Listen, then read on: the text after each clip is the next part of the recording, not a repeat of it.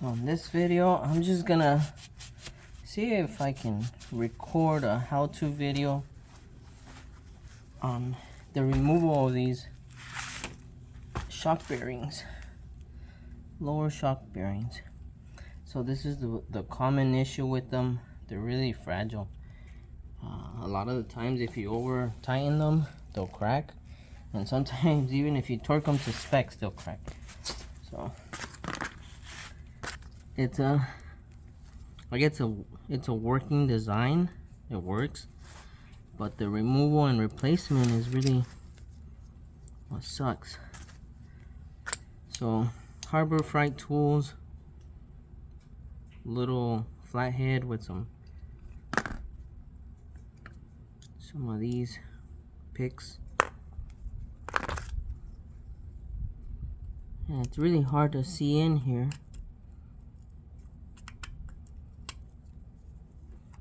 But what I'm gonna try and do is get one of the ends of the C-clip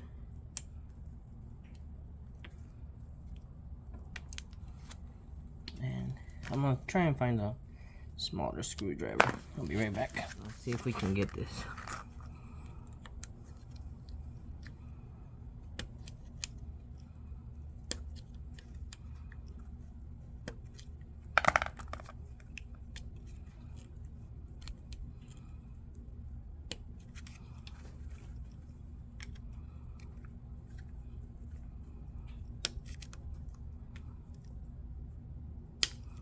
Whew. That was a close one.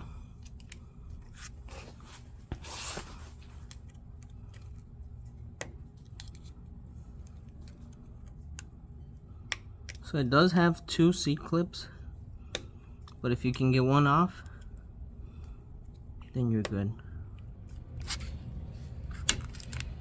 So what I'm trying to do is get the edge, pull it out a little bit,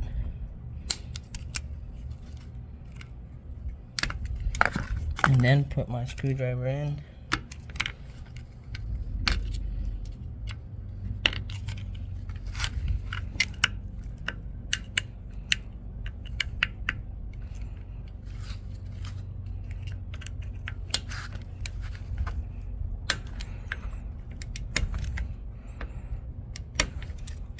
So I tried for the longest to record and get this. Look how many screwdrivers I have. I have some picks, screwdriver, flathead, pick. I think I even broke one, but I somehow managed to bend one of the ends, because I could pop it out, but it wasn't coming upwards. Usually as soon as I pop it out, it releases. So this one gave me a fight. I didn't get it on camera just because I was getting frustrated, but I have it here. This is the hardest part that you're gonna encounter. So I was able to pop it out a little bit. So I popped it out and it was sitting like this, but it didn't want to come upwards. So what I did was get this pick, straight pick, and I held it with one and I pushed underneath with the other, and then once I was underneath, I kind of went this way upwards to bend it so it wouldn't snap back into the same spot.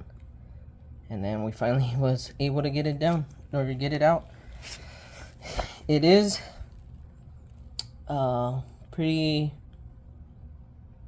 what's the word for it? I can't think of the word, but it is really hard and frustrating to get this off. I don't know if there's a special tool, a special way, but let me show you the ends on these. Here's one that I removed. See if we can focus on it. So you would want to get your screwdriver in here, and that's gonna allow you to kind of bend that way and pop it out. This side, I don't know if you can see there the way it's angled, it's hard to get anything to latch onto that side. So there's only one.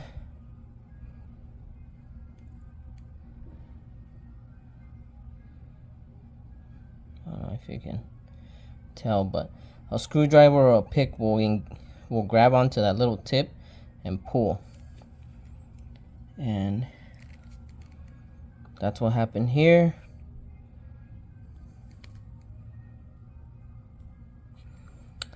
And so far I've only got one out. If you can get one out, you can get the bearing out.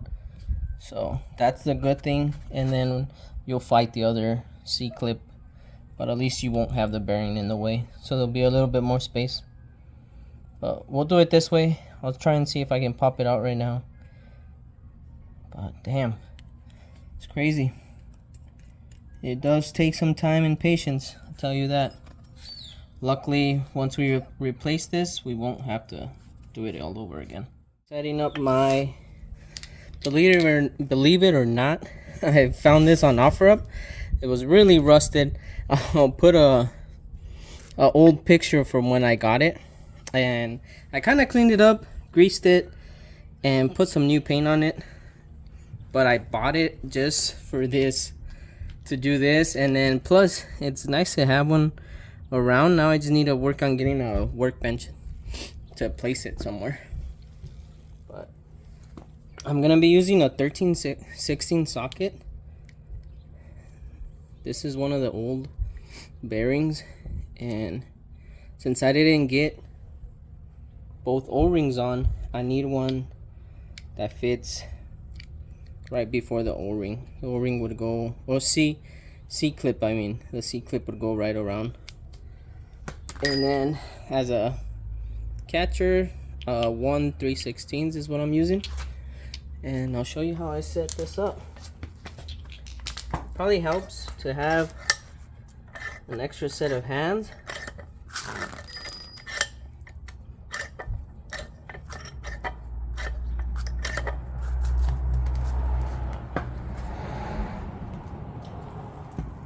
So we're gonna be pushing from the side that still has a C-clip. Position my socket.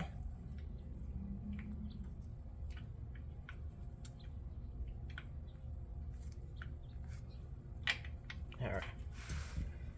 So actually, let me turn this around this way.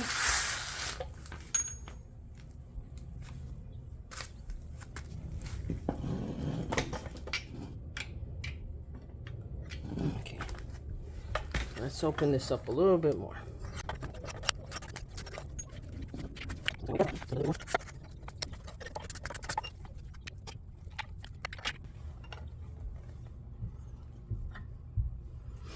Get it a little snug, just so I can have some wiggle room.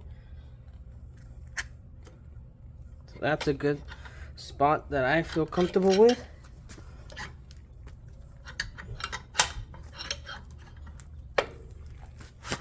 Let me just tighten away.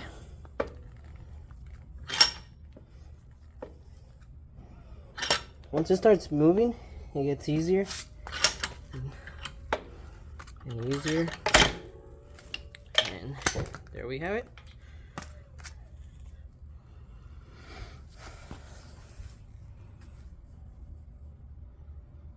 So I think by the time I'm done with them, I'm gonna get better and better. But so far the hardest part is those damn C-clips. So I got the other side out. It is a little easier just because you have a little bit more space, but just that it's still pretty hard to pop off. I didn't record it just because if I put the tripod right over it to get a good sight, it's in the way, and I don't have anyone here right now that can hold the camera for me. But these are the worst things ever. So patience is key. I don't think it's something just anyone can do. I think you will struggle. But we got it off both sides. Now we just have to pop the bearing back in there. Just gonna clean it up a little bit and we'll get it put back on.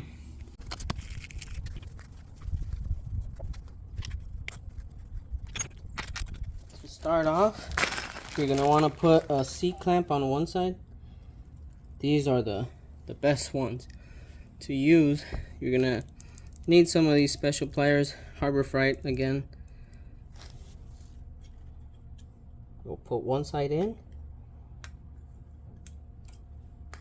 and actually I'm gonna move these to where they're a little bit more accessible, so pointing to the side or downish. And we're gonna turn this around, and I'm gonna apply a little bit of grease here just to help it slide.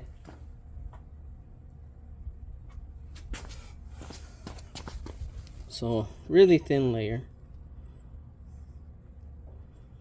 I'll remove the excess because we really don't need that much.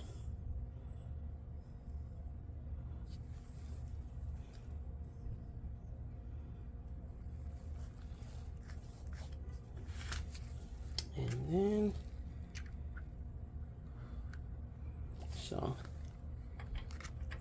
these they don't fit loose, but they do slide in pretty well. And the way I could press it in, but I found that using a socket 13/16 and just tapping it slowly and then just increase. I know it's probably not essential because you're still hitting at it, but I did it this way because it goes in fairly even. And earlier I had tried to use the vise and it wasn't going in too even. So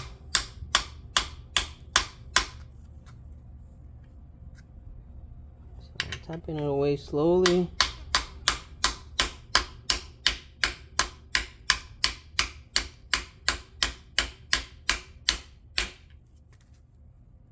And it's still going. Just making sure everything looks even.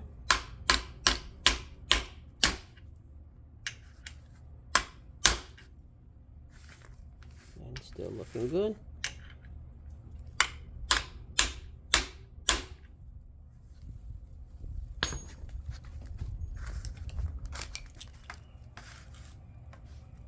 I feel like it's at a good point to where I can use my vise. And we only need it on one side because the other side is gonna stop before it exits. So before the bearing exits. I'm gonna close it up a little bit.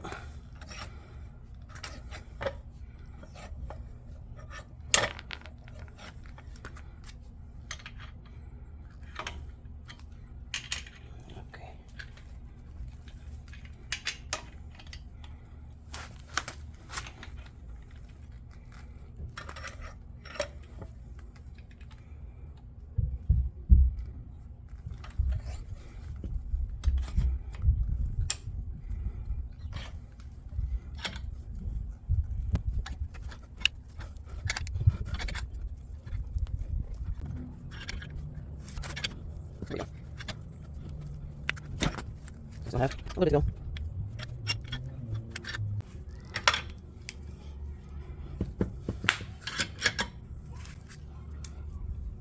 There. So I felt it where it resisted and didn't want to push anymore. I think we're there. So take a look here. It's right at the C-clip.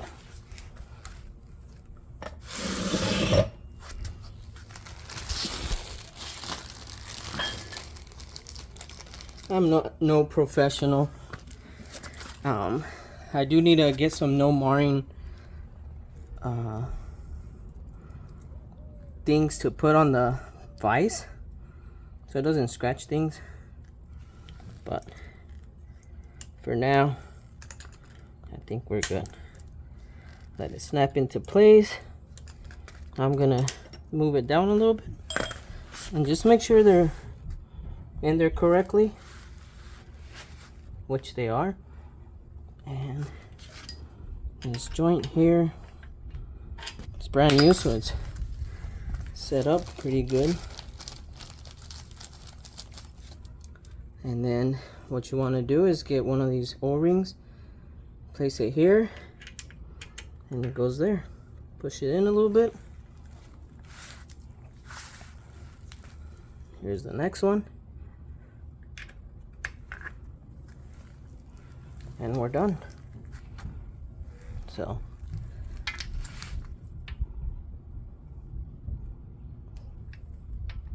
it's pretty crazy.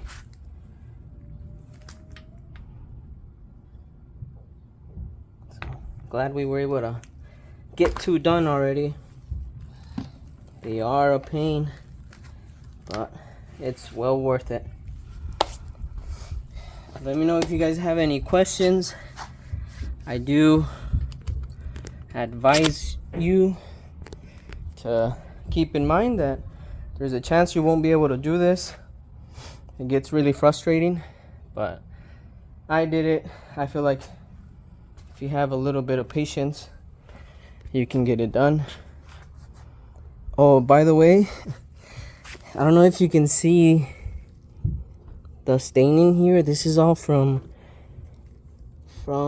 coolant, so it kind of stained my spring, and even the shock here, or the tube.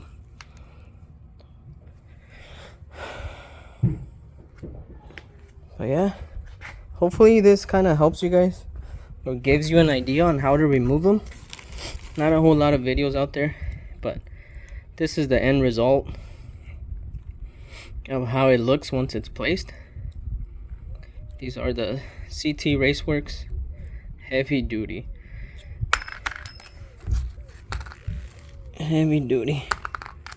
compared to the original.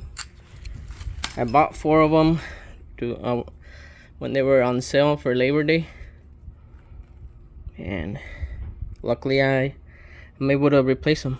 But hope this video helps. Like I said, catch you guys on the next video.